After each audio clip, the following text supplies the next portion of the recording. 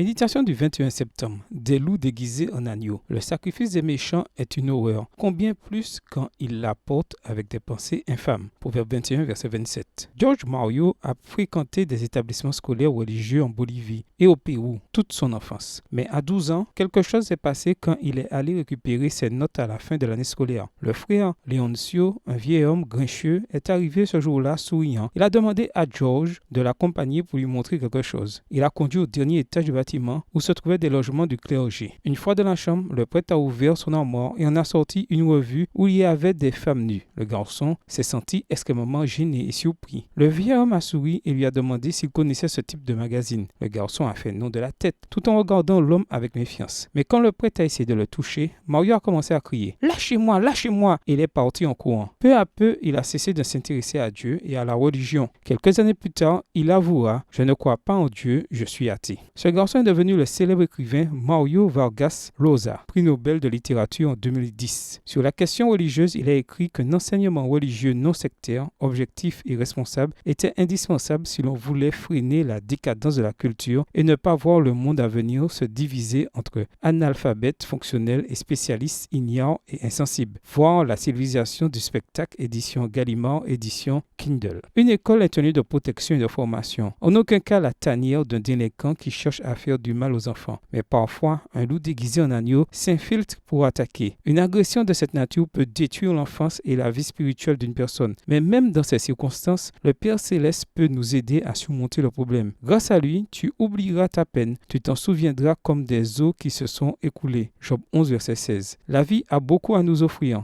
La tristesse ne doit pas nous dominer car, comme le dit le psalmiste, tu as changé mon deuil en allégresse, tu as délié mon sac et tu m'as ceint de joie. Somme 30, verset 12. Aujourd'hui, demande au Seigneur de t'aider à surmonter les expériences négatives que tu as eues à l'école et de remplir ta vie d'allégresse. Bonne journée à toi et que le Seigneur te bénisse.